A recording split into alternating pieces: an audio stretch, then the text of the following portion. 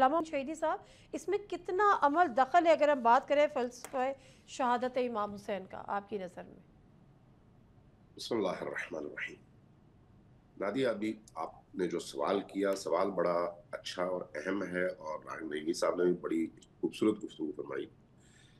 دیکھیے، اصل میں یہ ہے حق اور باطل کا معرکہ۔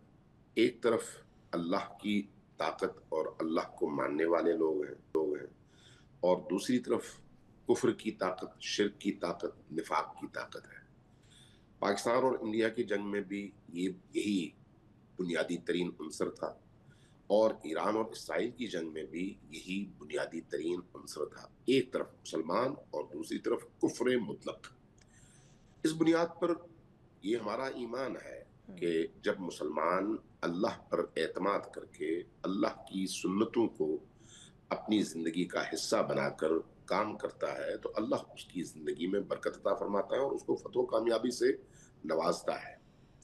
قرآن کریم نے ہمیں یہ حکم دیا ہے وَأَعِدُّوا لَهُم مَّا اسْتَطَعْتُم مِّن قُوَّةٍ وَمِن رِبَاطِ الْخَيْلِ، یعنی صرف ایمان کافی نہیں ہے بلکہ اپنے آپ کو جنگی سامان سے، اسلحے سے اور اپنے زمانے کے جو اسلحے اور جو طاقت کے منابع ہیں ان سے لیس رکھو تاکہ تمہارے دشمن تم سے خوفزدہ رہے۔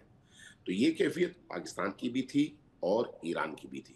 پاکستان کے سامنے ایک ہندو ریاست ہے جس کے پیچھے ایک نظریہ کار فرما ہے، ایران کے سامنے پورا مغرب کھڑا ہے۔ فرق صرف اتنا ہے، ایران کے مقابلے میں اگر اسرائیل کھڑا تھا تو صرف اسرائیل ایک ریاست کے طور پر کھڑا نہیں تھا۔ اسرائیل 2 دن کی مار نہیں ہے، اسرائیل کے پیچھے سارا یورپ کھڑا تھا، اسرائیل کے پیچھے امریکہ کھڑا تھا، اسرائیل کے پیچھے سرمایہ دارانہ نظام کے حصے بننے والے وہ تمام ممالک کھڑے تھے، چاہے بول کر یا خاموش، دونوں طرح سے وہ سارے ممالک کھڑے تھے۔